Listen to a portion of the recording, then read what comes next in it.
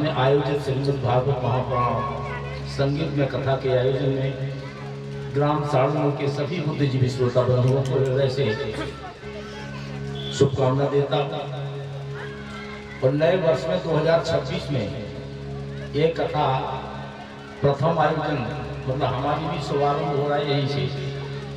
2026 में पहली कथा यहीं से हो रही है, और कथाएं बाद में होंगी लेकिन प्रथम कथा यहीं से है, जिसके आयोजक समस्त ग्रामवासी साधुमल एवं मुख्य यजमान के रूप में पम श्री कन्हैया लाल जी गोस्वामी राजू महाराज सपत्नी जो यहाँ मंच पर आसीन में बैठे हैं, आप सभी का हृदय से अभिनंदन करते हुए आज की पावन कथा आपके समक्ष रखने का मैं प्रयास कर रहा हूँ। लेकिन जिन अखंड पूर्ण ब्रह्मांड नायक की कथा में आपके समक्ष रख रहा हूँ, उनकी कथा में आपके समक्ष रखूँ ऐसी मेरी कोई बुद्धि नहीं है। ना मैं कोई जानकार हूँ, ना विद्वान हूँ, ना होशियार हूँ, ना गुणवान हूँ, ना चतुर हूँ। लेकिन जो कुछ भी टूटा फूटा भाव से बनता है, जो आदि शक्ति मैया का दिया हुआ प्रसाद मुझे वाणी के रूप में मिला है, इसी वाणी को ठाकुर जी महाराज के चरणों में सादर सत्र में भेंट करते हुए आज की पावन कथा आप सबके समक्ष रखने का प्रयास कर रहा हूँ। तो आप बड़ी शांति से कथा श्रवण करेंगे। आज तो खैर प्रथम दिवस है, विलम्ब तो हो ही जाता है, इसलिए हो जाता है कि 7 दिन की पूरी व्यवस्था आज ही तो होती है, पहले दिन से शुरू होती है, 7वां दिन की व्यवस्था, इसलिए विलम्ब तो हो जाता है। और कल से कथा का समय है दोपहर मध्याह्न कालीन बेला में 1 बजे से 5 बजे के बीच में, 1 बजे से 5 बजे के मध्य में आप कथा श्रवण करेंगे। संगीत में कथा, भाव प्रधान कथा आप कल से श्रवण करेंगे। तो आइए हम कथा श्रवण करें। लेकिन जब हम कथा सुनते हैं और सुनाते हैं, भगवान स्वयं कहते हैं कि मत कथा वाचकम नित्यम मत कथा सर्वोरतम मत कथा प्रीत मनसम ना हम त्यक्षामि तम नरम। जो मेरी कथा सुनता है और सुनाता है, मतलब श्रोता और वक्ता। पहला नंबर तो श्रोता ही का है। अगर कोई सुनने वाला नहीं हो तो वक्ता क्या करेगा? अगर राजू महाराज उठ के नीचे भग जाए तो इनकी पहले हमें भगेगा। श्रोता का नंबर नहीं, श्रोता वक्ता ज्ञान की कथा राम की गोड़। पहला नंबर किसका है? श्रोता। क्योंकि श्रोता बैठता है नीचे और वक्ता बैठता है ऊपर। और जिसमें वजन होता है वही तो नीचे बैठता है। जैसे तराजू है तो तराजू को वही पलवा नीचे होगा जिसमें वजन होगा, और जो ऊपर उठा हुआ होगा उसमें वजन थोड़ी होता है। इसलिए तो कह रहा हूँ वक्ता ऊपर बैठता है, उसमें वजन नहीं है जितना श्रोताओं में वजन होता है। लेकिन कथा हम श्रवण करेंगे। कथा श्रवण के पहले 2 मिनट भगवान का स्मरण कर लें, अपना मन बुद्धि वाणी पवित्र कर लें। तत्पश्चात भगवान की कथा आपके समक्ष रखने का सोच प्रयास करूंगा। क्यों? बड़े प्रेम से तन्मयता से आप भी ताली बजाते हुए भगवान का स्मरण करेंगे। जय राधे राधे गोविंद गोविंद राधे, जय राधे राधे गोविंद गोविंद राधे, राधे राधे गोविंद गोविंद राधे,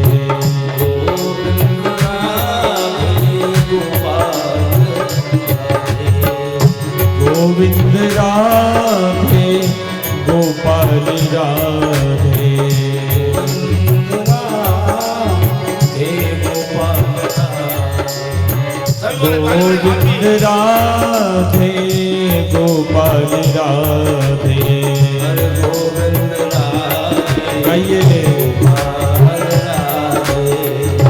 गोविंद राधे गोपाल राधे, गोविंद राधे गोपाल राधे, गोविंद राधे गोपाल राधे, गोविंद राधे गोपाल राधे, गोविंद राधे गोपाल राधे, गोविंद राधे राधे राधे राधे गोपाल राधे, गोविंद राधे गोपाल राधे, गोविंद राधे गोपाल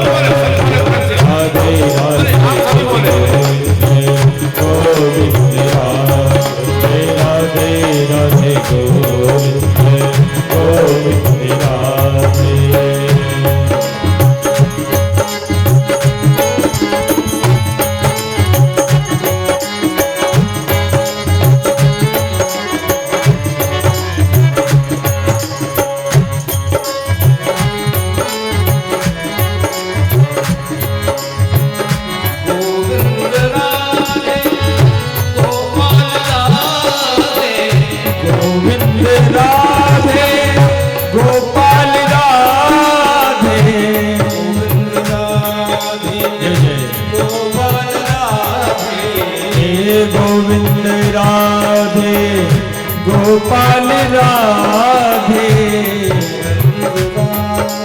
जय जय गोविंद राधे गोपाल राधे गोपाल राधे गोविंद राधे गोपाल राधे गोविंद राधे गोपाल राधे गोविंद राधे गोपाल राधे गोविंद राधे गोपाल हे गोविंद राधे गोपाल राधे गोविंद राधे गोपाल राधे गोविंद राधे गोपाल राधे गोविंद राधे गोपाल राधे गोविंद राधे गोपाल राधे गोविंद राधे गोपाल राधे गोविंद राधे गोपाल राधे गोविंद राधे गोपाल राधे गोविंद राधे गोपाल राधे राधे राधे गोविंद गोविंद राधे राधे राधे गोविंद गोविंद राधे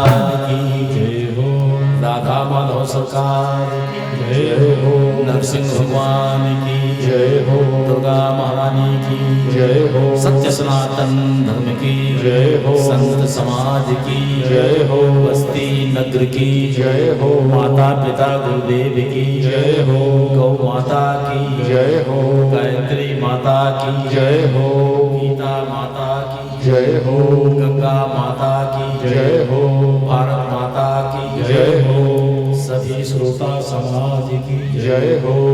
ओम नमः पार्वती पतये हर हर महादेव। आइए बंधुओं, परम मंगलमय परात्पर अखिलेश्वर अकारण प्रेरणा वर्णालय भक्त वांछित कन्हैया की बांगमय प्रतिमूर्ति बालकृष्ण गोपाल कन्हैया की बांगमय प्रतिमूर्ति श्रीमद् भागवत महापुराण साक्षात भगवान का स्वरूप ही श्रीमद् भागवत।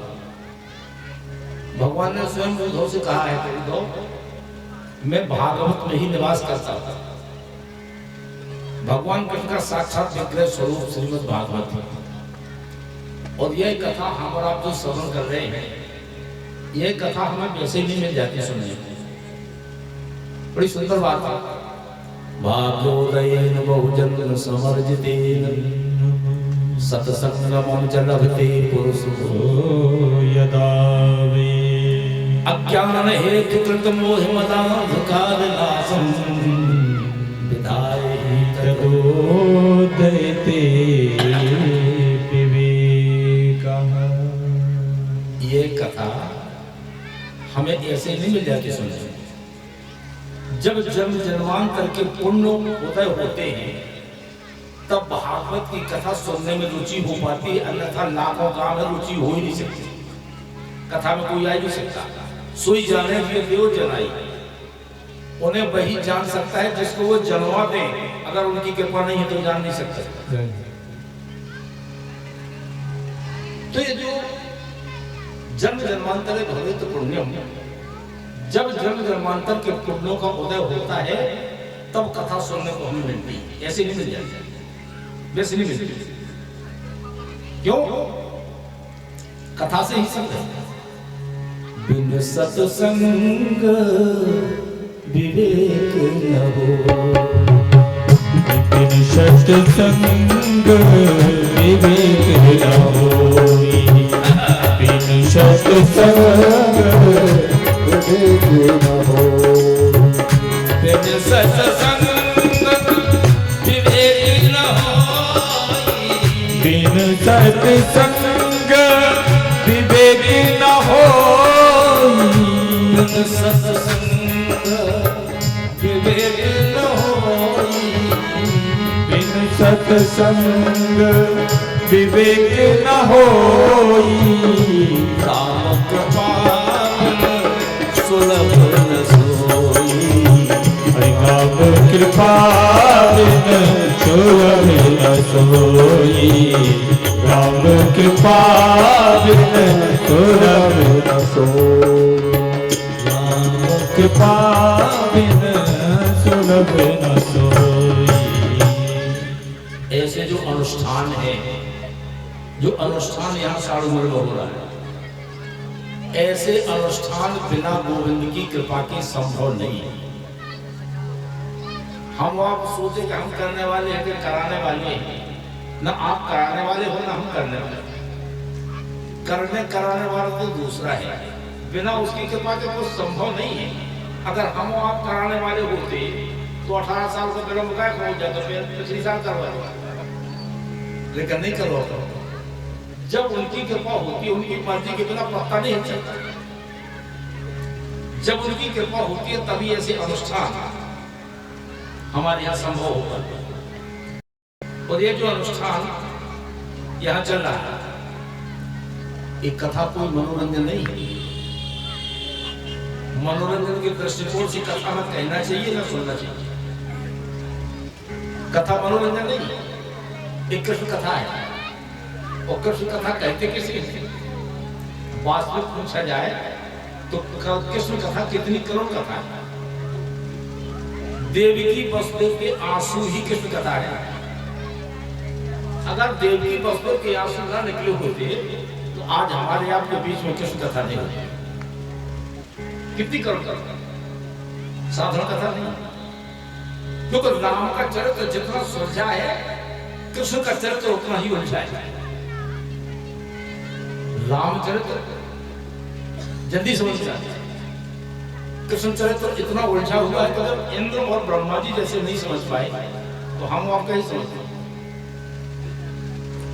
कृष्ण चरित्र इस भावना से हमें सुनना चाहिए कि हमारे जीवन में कथा सुन के थोड़ा सा भी परिवर्तन आ जाए, कि हमारा चित्त जो संसार के कामों में लगा है, संसार के कामों से हटकर के परमात्मा के चरणों में लग जाए, तब तो कथा कहना सार्थक है और सुनना सार्थक है।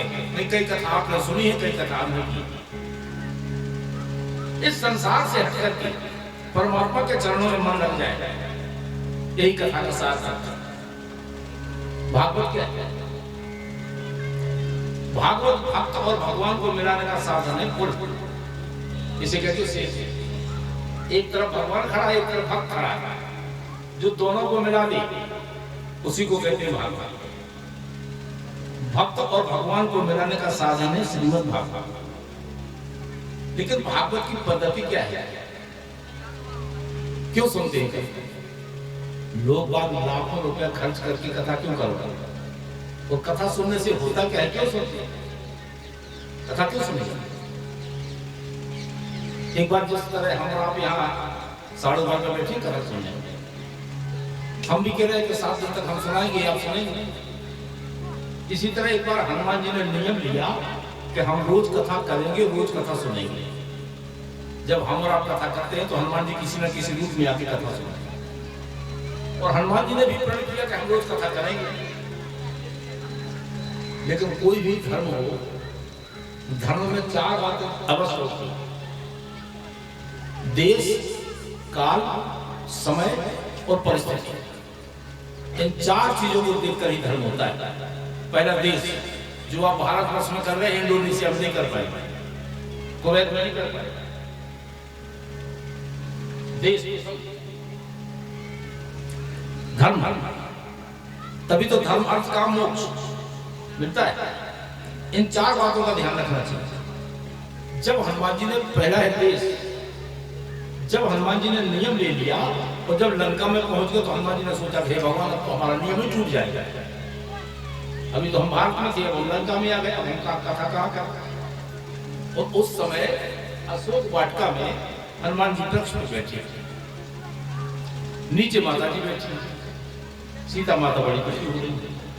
हनुमान जी ने सोचा कि भगवान अब तो हमारा नियम टूट रहा है, कथा कहाँ करें। सोचा हनुमान जी ने कुछ भी हो कथा तो हम यही करते हैं। मेरे कहने का तात्पर्य है कि कथा सुनने से होता क्या, क्यों सुनते हैं लोग कथा। जब हनुमान जी ने कथा शुरू की उसी वृक्ष पर बैठे, देखिए क्या हुआ। चौपाई रोज पढ़ते ज्ञान नहीं करते।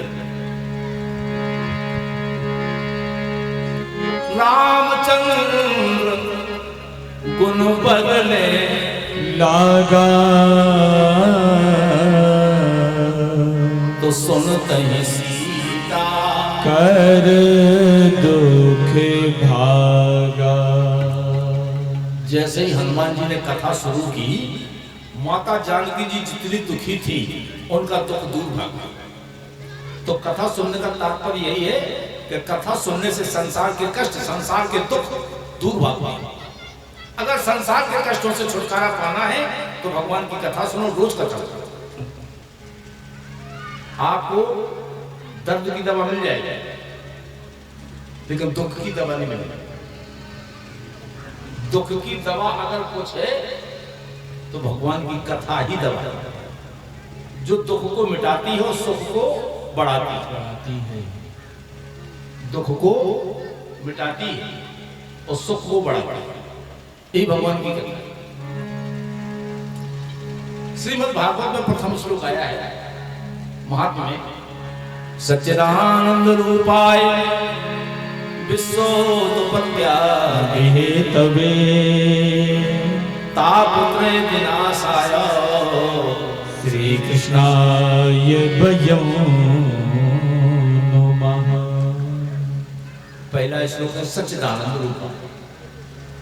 हमारा बात में कह देते हैं सच्चिदानंद, लेकिन सच्चिदानंद को कभी समझने का प्रयास करते हैं। ये सच्चिदानंद है क्या? सच्चिदानंद में 3 शब्दों का प्रयोग है, सत्य, चित और आनंद। 3 शब्दों को मिला के एक बना है सच्चिदानंद। और सच्चिदानंद स्वरूप ही परमात्मा का है। सत्य उसे कहते हैं जो था, जो है, जो रहेगा, जो सत्य कभी नष्ट ना हो, वो वही परमात्मा का स्वरूप। दूसरा आता है चित। चित माने ज्ञान, चित माने प्रकाश। जैसे अंधेरे में हमें आपको कोई पुस्तक पढ़ना है तो प्रकाश की जरूरत पड़ेगी, लेकिन जिसके किसी को प्रकाश की आवश्यकता नहीं होती, जो स्वयं में थोड़ा प्रकाशवान है, वो है चित। तीसरा शब्द आता है आनंद। आनंद की परिभाषा तो बड़ी सुंदर वर्णित की गई है। क्यों?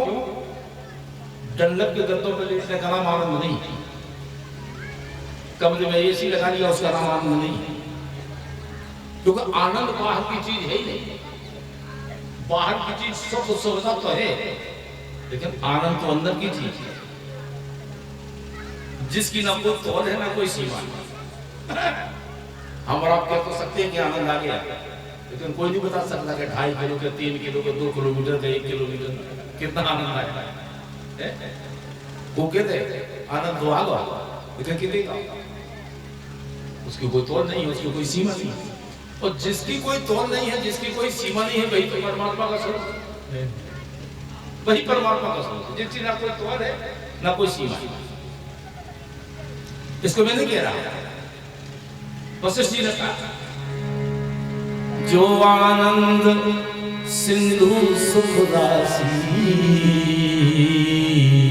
और सी कर दे त्रैलोक सुपासी। आनंद ही परमात्मा का स्वरूप है। यही तो आनंद, राम ही तो आनंद है, कृष्ण ही तो आनंद है, भगवान से भी तो आनंद है। इसलिए तो कह दिया कि सच्चिदानंद रूपाय विश्वोत्पत्त्यादि हेतवे तापत्रय विनाशाय श्री कृष्णाय वयं नमः। तापत्रय विनाशाय, जिनके चरणों में संसार के तीनों कष्ट हरण करने की सामर्थ्य है। संसार के दुख एक तरह के थोड़ी होते, संसार के दुख तीन तरह के। पहला कष्ट है देह का, दैहिक दैविक भौतिक। पहला देह का शरीर का कष्ट। दूसरा होता है दैविक प्रकोप, कहीं पाला पड़ गया, कहीं ओले पड़ गए, कहीं फसल नष्ट हो गई, कहीं धरती फट गई, कहीं भूगर्भ, ये दैविक प्रकोप। तीसरा होता है भौतिक, जिनका निर्माण हमने किया है और उसी से हमें कष्ट हो जाए। भौतिकतावादी तो भी चल ही रहा है, जैसे मोटरसाइकिल से पचड़ जाए कोई, तो मोटरसाइकिल भगवान ने बनाई, अरे हमने बनाई, हमें गिर गई। थ्रेसर में हाथ पकड़ेगा तो थ्रेसर भगवान ने बनाओ, ये भौतिक दुख। और इन तीनों दुखों को नष्ट करने की सामर्थ्य जिन कन्हैया के चरणों में है, उन्हें हम प्रणाम करते हैं। बोले कन्हैया लाल की जय। क्यों दैहिक दैविक भौतिक,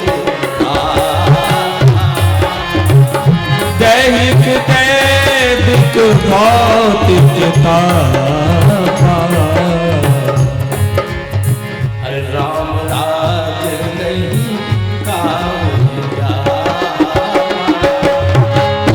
दैहिक दैविक भौतिकता।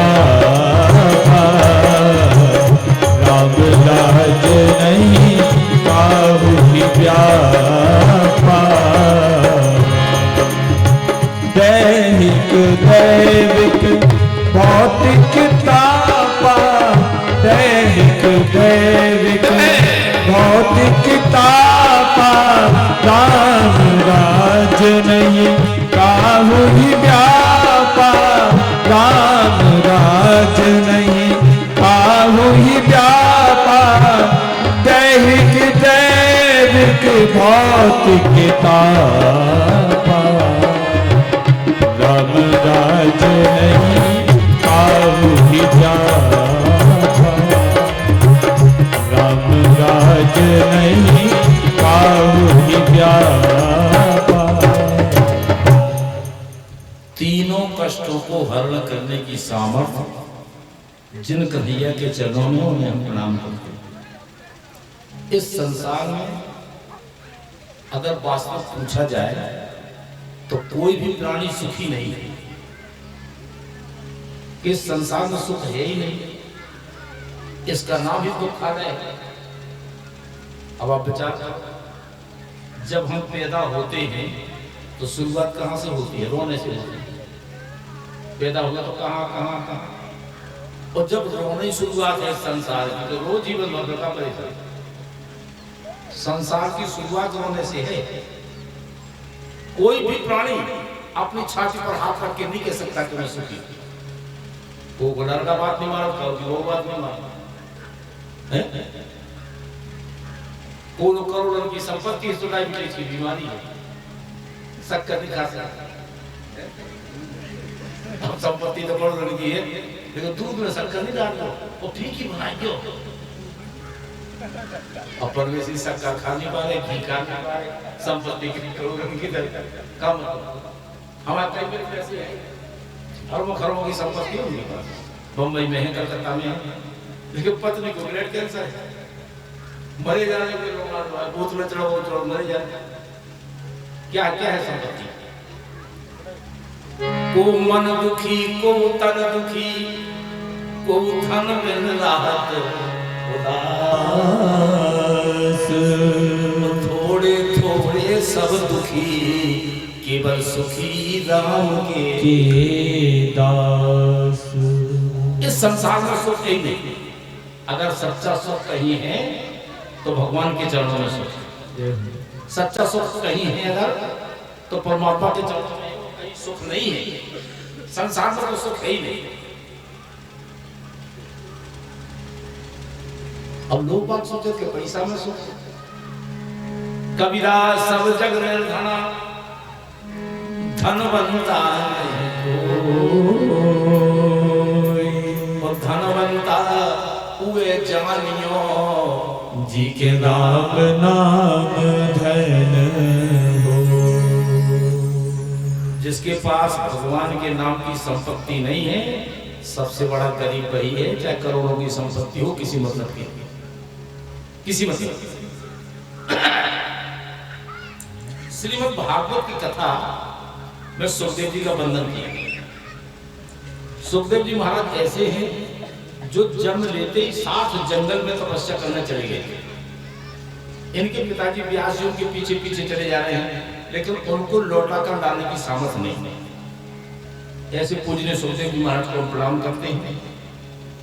तो कहने का तात्पर्य है कि जिस तरह हम आप यहाँ पवित्र स्थान में बैठ के श्रीमद् भागवत की कथा श्रवण कर रहे हैं, इसी तरह पुराणों की विद्या के लिए एकांत स्थान है नैमिषारण्य। वहां 88,000 संत जन अपने कार्य से निर्वृत्त होकर बैठे हैं, जिन्हें कहते हैं सौनकादिक ऋषि।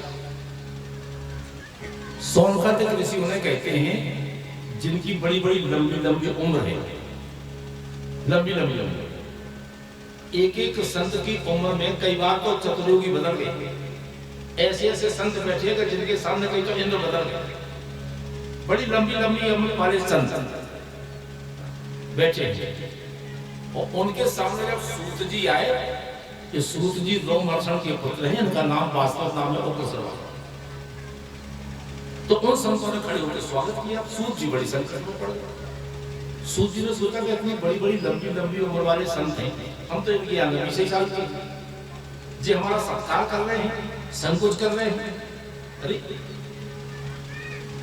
इतने में सौनकादिक ऋषियों में से एक सौनक जी, 88,000 सब बैठे, एक केवल सौनक जी खड़े होकर बोले, बोले महाराज केवल वही बोल रहे हैं, बोले सूत जी से कि सूत जी आप संकोच क्यों करते हैं? ये संसार है और संसार में 3 तरह के व्रत होते हैं।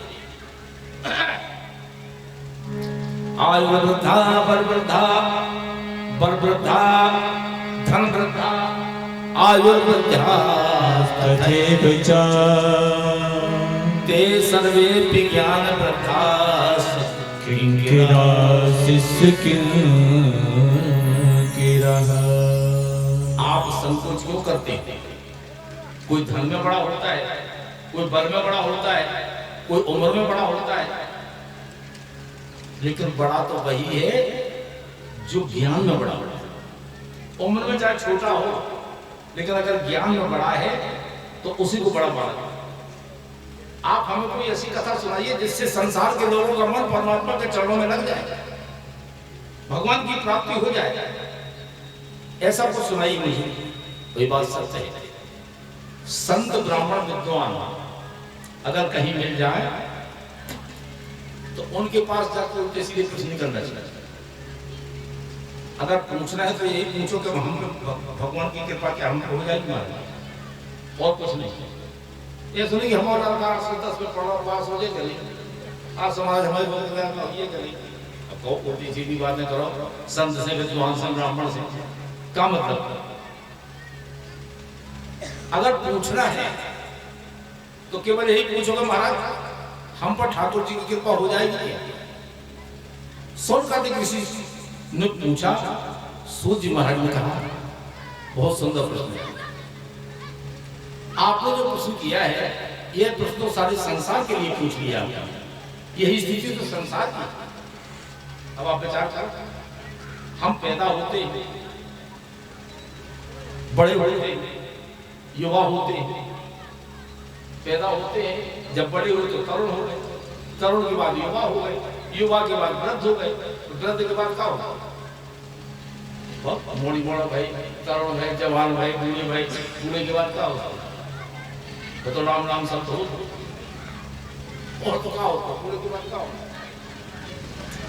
लेकिन हमारा जो जन्म के बाद और मृत्यु के पहले का जो समय है उसी को कहते हैं जीवन। जन्म के बाद और मृत्यु के पहले जो समय है उसको हम कहते हैं जीवन। और इस जीवन को, इस समय को हम कितना व्यर्थ गंवाते हैं। ये जो समय अमूल्य है, इस समय को हम कितना गंवाते हैं। समय इतना अमूल्य है कि समय भगवान के पास भी नहीं, जी 3:18 में जाने या 19 मिनट नहीं हुई। भगवान से भी मांगे तो भगवान समझ नहीं दे सकते, 3:18 से 19 नहीं कर सकते। जिस समय को हम इतना बर्बाद करते हैं, ये क्या अच्छी बात है? समय की बर्बादी अच्छी नहीं होती। कथा में आके बैठ जाते हैं, उसने कभी आरती बहुत कवे बोले कभी आरती कर है, और कोई आदमी से कहते हैं ताश के मिनट से 8 घंटा को पता नहीं पड़ता समय घंटा बताओ, ये विकृति नहीं है। जो हम समय का दुरुपयोग कर रहे हैं यही तो है। श्रीमद् भागवत के अनुसार हमारा आपका जीवन क्या है? काल व्याल मुखरास त्रास निर्नाश हेतवे श्रीमद् भागवतम शास्त्रम करो कीलेण भासितम। ये हमारा आपका जो जीवन है ये क्या है? एक बहुत बड़ा अजगर सांप है। अजगर सांप के मुंह में हम और आप सभी बैठे, लेकिन हम आप सभी जिंदा कब तक हैं? जब तक उस सांप ने मुंह बंद नहीं किया। काल व्याल मुखरास त्रास निर्नाश हेतवे, वो जिस दिन सांप ने मुंह बंद कर लिया उसी दिन समझ लो वो जिंदा है। उसी दिन सांप ने मुंह बंद किया और काम तमाम, और इसका कोई ठिकाना नहीं। मैं अभी आपको 5 बजे कथा सुना रहा हूं, 4:45 बजे, और 5 बजे मैं सुना पाऊंगा कि नहीं कोई गारंटी है? आप सुन पाएंगे कि नहीं कोई गारंटी है? हम रास्ते में चले जा रहे हैं, एक कदम हमने आगे रखा, दूसरा रख पाएंगे कि नहीं कोई गारंटी है किसी की? हमने सांस ली, उसको छोड़ पाएंगे कि नहीं कोई गारंटी है? पलक बंद किया, उसको खोल पाएंगे कि नहीं कोई गारंटी है? लेकिन नाती को व्यावास नहीं कर रहे, नहीं कर रहे तो प्रसाद देखिए तो बाप ने देखी प्रसाद के प्रसाद के दिया पता नाती को आंसू नहीं करता। 1 मिनट का पता नहीं है, 1 सेकंड का पता नहीं है, पल का पता नहीं है। सामान है थोड़े मूल पे 3 साल का, अगले साल कराट लेंगे, अगले साल लेटर कराओगे, कल से कथा सुन के चलो चले चले हमारे तो सुन गई भाई, आप तो पेलो दिन चले चले आज कल चले, और कल का उन्हें देखो है कल कल करे तो कल क्या करे, और कल की कला न जाने क्या करे। कल मिले ना मिले राम का नाम, कल मिले ना मिले राम का नाम ले, कल मिले ना मिले राम का नाम ले। काल करे सो आज कल, आज करे सो अब, पल में पलने होगी बहुत करेगो कब। कल का कोई भरोसा नहीं है। कथा सुनने चलने दो, आज ही चलो। जुआ खेल भी ज्यादा होगा, रात को कल चले चले। अरे कल तो ठीक है, जब 24 घंटा निकलेंगे, दिन रात निकलेगा, तभी तो कल आएगा। भरोसा तो नहीं है पल का। पल में पले हो तो पल क्या करे,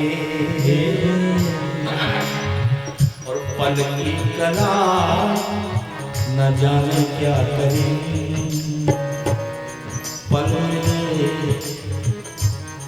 पल मिले ना मिले राम का नाम ले, पल मिले ना मिले राम का नाम ले, कल मिले ना मिले राम का नाम ले।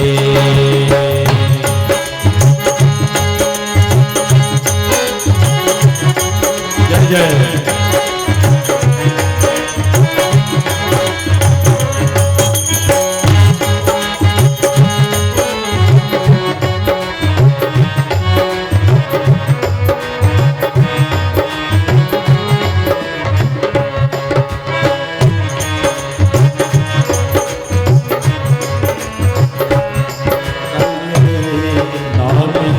राम का नाम ले, पल मिले ना मिले राम का नाम ले। कोई ठिकाना नहीं है कल का। आपने कई लोगों को सुना होगा, कई जन सुनो भी, हाँ ऐसे चिपियाई करके 9 बजे तो पड़े, फिर क्या होगा? गोविंदा नमो नमः हो गई, हाट हाट होगा। ब्याह करके 9 बजे पड़े, सोचने लगे एक फ्लैट लेने, गाड़ी लेने, वो पंचर सो रहा हूँ जो करने वो करने, सोचते में ऐसो अटैक आओ तो सवाल तो देख ही नहीं पाएंगे। कई लोगों ने सुनो ब्याह करके तो पड़े, पूरा क्या होगा? तो बोले नहीं। कई लोग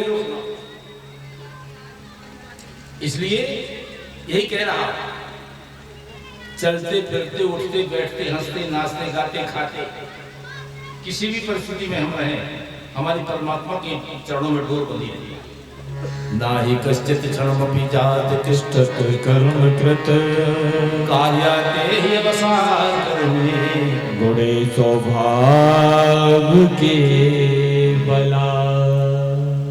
मनुष्य चिंता करता है ज्यादा, वो चिंतन करता है। चिंता होती है संसार की, और चिंतन होता है परमात्मा का। जो अभी आप घर में करके आए वो है चिंता का विषय, और जो यहाँ कर रहे हैं चिंतन। भगवान का होता है चिंतन, परमात्मा का चिंतन और संसार की चिंतन। चिंता भागवत की कथा जो हम और आप श्रवण कर रहे हैं, इस कथा को सुनने का अधिकार तो कभी कभी देवताओं को नहीं मिलता। देवता कथा नहीं सुन पाता, देवलोक में तो रहते हैं। एक बार जब देवताओं को पता चला तो सुखदेव जी महाराज राजा परीक्षित को श्रीमद् भागवत की कथा सुना रहे, तो कई देवता देवलोक से आए, अमृत रस लेकर आए, अमृत का कलश लेकर आए। बोले महाराज राजा परीक्षित को मरने का डर है, इन्हें अमृत पिला दो और उसके बदले में कथा हमें सुना दो। लेकिन सुखदेव जी ने कहा कि क्यों? स्वर्ग के अमृत से तुम भागवत की तुलना कर रहे हो? अरे अमृत पीकर तो मरना पड़ता है। अमृत जिन्हें पिया है वो तो मरे हैं, जिन्हें वरदान भी मिल गया वो भी मरे, लेकिन भागवत सुनकर तो जन्म मरण से मुक्ति मिल जाती है, जन्म मरण से मुक्ति मिल जाती है। उनके लिए अभक्त समझा सुखदेव जी ने देवताओं का। भागवत की कथा नहीं सुनाई। देवताओं तुम अमृत स्वार्थ सिद्ध करने में बड़ी माहिर हो, दधीच को मर जाओ उनकी हड्डी मिल जाए, तुम स्वार्थ सिद्ध करते हो, इसलिए कथा नहीं सुनाई। देवताओं ने जाकर ब्रह्मा जी से शिकायत कर दी। बोले महाराज सुखदेव जी ने कहा हमें कथा नहीं सुनाई। ब्रह्मा जी ने भागवत को तोड़ना शुरू किया। एक तराजू उठाई, तराजू पर एक पल्ले पर रखा भागवत को, एक पल्ले पर संसार के सभी शासन रखे, लेकिन भागवत जिस पलवा में है वो पलवा नीचे रखा, तो जिसमें वजन होगा वो तो नीचे होगा। आज ब्रह्मा जी ने कह दिया ये देवता श्रीमद् भागवत कोई पोथी नहीं है, श्रीमद् भागवत कोई लेक्चर नहीं है, श्रीमद् भागवत कोई भाषण नहीं है, फिर क्या है? श्रीमद् भागवता प्रत्यक्षा कृष्ण वही।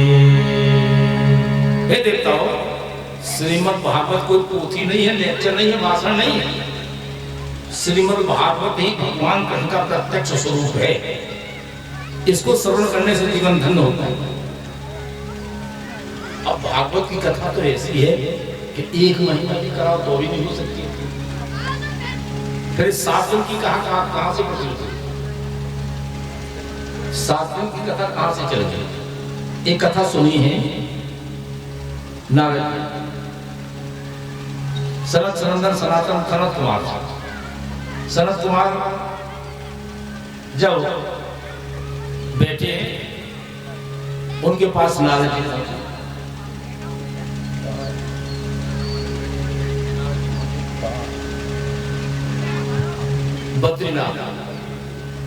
बद्रीनाथ में सनत कुमार चारों भाई बैठे हैं। नारद जी यहाँ से गए, चारों भाइयों ने देखा कि अरे नारद तुम इतने दुखी, एक संत वो दुखी। भाई अगर गृहस्थ मार्ग में रहने वाला कोई दुखी हो तो कोई बात नहीं, कोई परेशानी हो, लेकिन विरक्त संत जो सब कुछ त्याग दिया हो, छोड़ दिया हो, और वो अगर इतना दुखी है तो क्या कारण? नारद तुम दुखी क्यों? नारद ने कहा महाराज अहम तो पृथ्वी या तो ज्ञात्वा सर्वोत्तमामिति पुष्करम च प्रयागम च काशी गोदावरी तथा। हे महाराज मैं पृथ्वी पर आया, हर जगह गया, काशी में, गोदावरी में, कुरुक्षेत्र में, सब जगह घूम के आया हूँ, लेकिन मुझे कहीं शांति नहीं मिली। अब शांति क्यों नहीं मिली? इसलिए नहीं मिली कि अधर्म का मित्र है कलयुग। कलयुग का मित्र कौन है? अधर्म। कलयुग कभी नहीं चाहता कि हमारे समय में धर्म सुरक्षित रहे।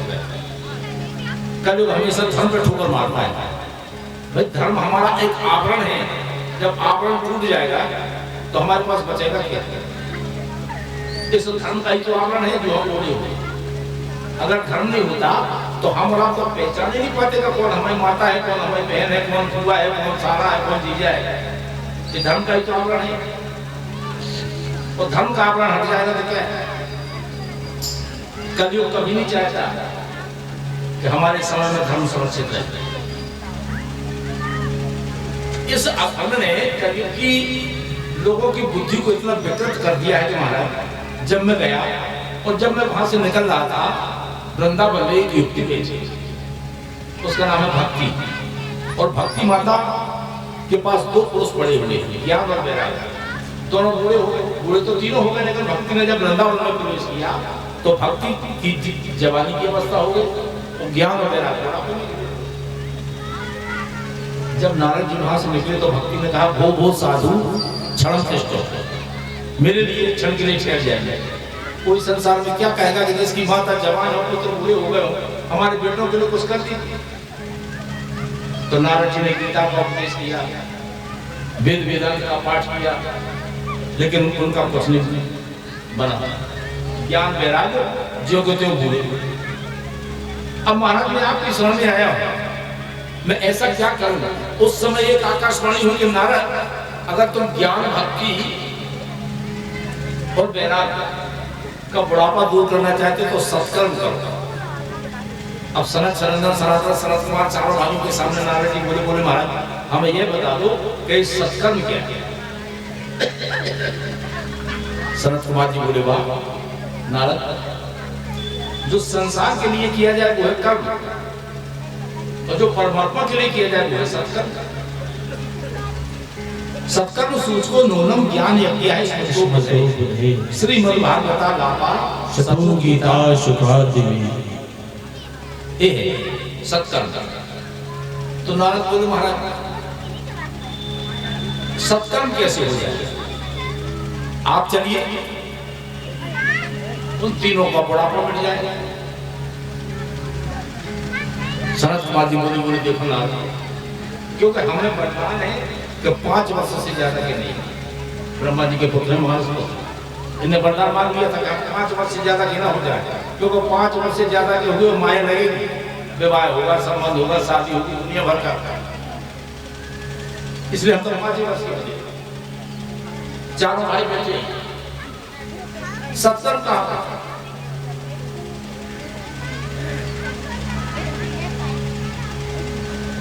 सनत कुमार ने कहा देखो हम तो ज्यादा चलते नहीं, और भक्ति देवी यहाँ है, यहाँ से हम चलते हैं, हम तुमसे भी कहोगे वो आ जाए, जहाँ मिलन हो जाएगा भाई कथा हो जाएगा।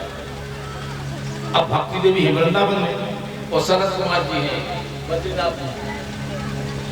बद्रीनाथ से वो चले, भक्ति देवी यहाँ से चली वृंदावन से। दोनों का मिलन कहाँ हुआ? हरिद्वार, क्योंकि हरिद्वार से जितना वृंदावन है उतनी बद्रीनाथ। जब हरिद्वार में मिलन हुआ, चारों भाई व्यास पीठ पर आसीन हो गए, नारद जी कथा करा रहे। अब तो चारों तरफ शोर हो गया, नारद जी कथा करा रहे, संत मुनि ज्ञानियों का आगमन होने लगा। अब जब हम कथा सुनते हैं, गृहस्थ मार्ग में रहने वाली कथा सुनते हैं तो पत्नी को साथ में बिठाते हैं, और जब कथा सुनते हैं तो पत्नी का अंग दाया हो जाता है धार्मिक अनुष्ठान में पत्नी दाहिनी हाथ की तरफ बैठते हैं, लेकिन अब बाबा जी कथा करा तो पत्नी कहां से ले आए? तो गृहस्थ में रहने वाली कथा कराएंगे तो पत्नी को बैठाते हैं साथ में, लेकिन अब नारद जी कथा करा रहे हैं तो कहां से लाएंगे? नारद जी मुख्य श्रोता बने, जैसे हमारे बने ऐसे नारद जी बन गए। और सनत सनातन सनातन सनत कुमार चारों भाई बैठे व्यास पीठ पर।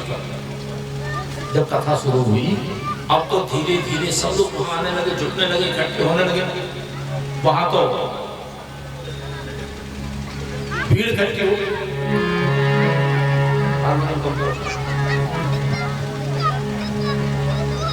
मुनिंद्र आने लगे, वहां तो कुंभ जैसा वातावरण बन गया। उस समय नारद जी ने एक प्रश्न किया सनत कुमार, बोले महाराज एक बात बता दो, अगर कोई भक्त व्यक्ति भागवत की कथा सुनकर मुक्ति को प्राप्त कर ले तो कोई आश्चर्य की बात नहीं। अगर कोई ज्ञानी पुरुष भागवत की कथा सुनकर मुक्ति को प्राप्त कर ले तो भी कोई आश्चर्य की बात नहीं। क्या किसी पापी व्यक्ति को भागवत की कथा सुनकर कुछ मिल सकता है? जिसने पाप कर्म किए हो उसको भागवत कथा से कुछ मिल सकता है? उस समय बड़ी सुंदर कथा सुनाई है सनत कुमार। हे नारायण, हे मानवा पापग्रस्त सदा सर्वदा सदा दुराचारता विमार्गगा क्रोधाग्निदग्धा कुटिलस्य कामिना शक्ता हि यज्ञेन कलौ पुरन्ति ते। हे नारायण, जिस मनुष्य ने कभी जीवन में सत्कर्म नहीं किया, दुराचार परायण जिसकी मनोवृत्तियां नहीं, वो भी किसी के द्वारा 7 दिन तक श्रीमद् भागवत की कथा सुन ले तो उसके जीवन में परिवर्तन आता है। और पाप कर्म करते करते जो वर्ण संकर पद्धति से पैदा है, माता किसी बिरादरी की, पिता किसी बिरादरी, पाप कर्म करते करते मर जाए, मरने के बाद भूत प्रेत पिशाच हो जाए, उसके नाम से भी कथा हम करावे तो उसके जीवन में भी परिवर्तन आता है। नारद जी बोले महाराज जा बात हम जब तो पाप कर्म करने के बाद मरने के बाद भी भागवत की कथा सुनकर उसको मुक्ति मिल सकती है। जा हमें गठ नहीं रही मारे। उस समय सनत कुमार ने बड़ी सुंदर कथा सुनाई। सनत कुमार ने बड़ी सुंदर कथा सुनाई। हे नारायण, कैसे कैसे पापी व्यक्ति भी भागवत की कथा सुनकर मुक्ति को प्राप्त हो। अब तो मैं समझ अवश्य सुना, लेकिन अब आज नहीं, आज तो फिर समय हो गया है। अब मैं अपने वाणी को विराम दे रहा हूँ और कल कथा दिन में 1 बजे से 5 बजे के मध्य आप कथा सुना करेंगे। अब समय भी हो रहा है, आइए दोनों भगवान का स्मरण कर लें, तत्पश्चात भगवान की आरती होगी, पुष्पांजलि होगी। राधे राधे गोविंद गोविंद राधे राधे राधे गोविंद गोविंद राधे राधे राधे गोविंद गोविंद राधे राधे राधे गोविंद गोविंद राधे गोविंद राधे गोपाल राधे गोविंद राधे गोपाल राधे गोविंद राधे गोपाल राधे गोविंद राधे गोपाल राधे राधे राधे गोविंद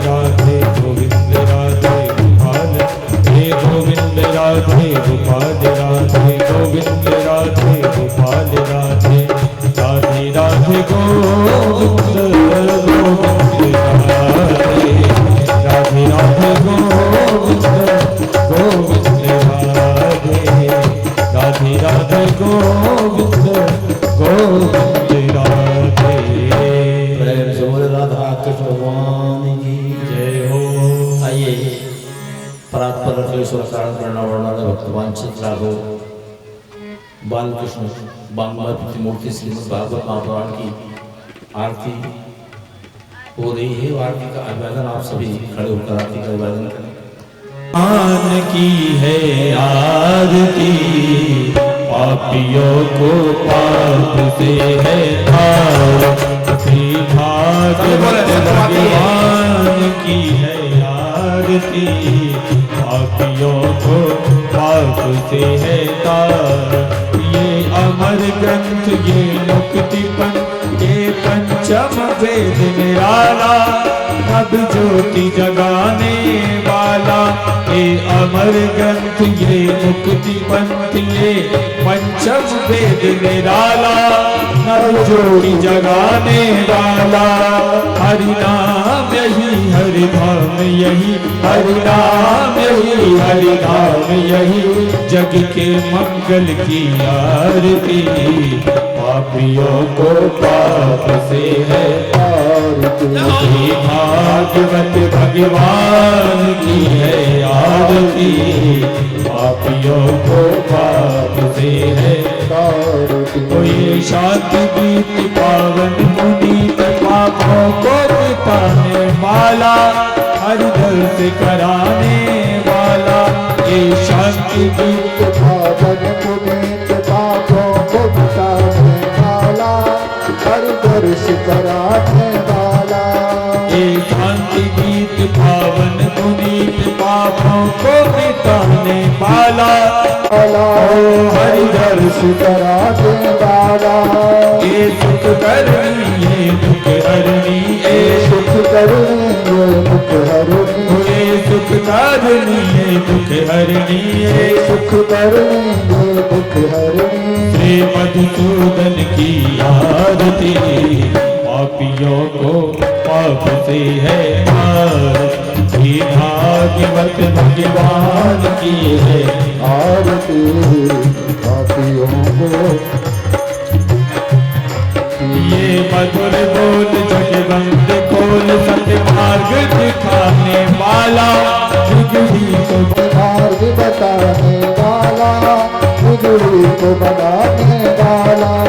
ये मधुर बोल जगवंत खोल, सत्य मार्ग बताने वाला, बिगड़ी को बनाने वाला, बिगड़ी को बनाने वाला। ओ बिगड़ी को बनाने। ओ श्री राम यही घनश्याम यही, श्री राम यही घनश्याम, प्रभु के महिमा की आरती। पापियों को पाप से है आरती, श्री भागवत भगवान की है आरती आरती। पापियों को पाप से है आरती। कर्पूर गौरव करुणावतारम संसार सारं भवानी शंकरभवानी। त्वमेव माता च पिता त्वमेव बन्धु च सखा त्वमेव वेद्या त्वमेव सर्वं। श्री भागवत भगवान की है आरती। पापियों को पाप से है आरती। श्री भागवत भगवान की है आरती। पापियों को पाप से है आरती। पापियों को पाप से है आरती। पापियों को पाप से है आरती।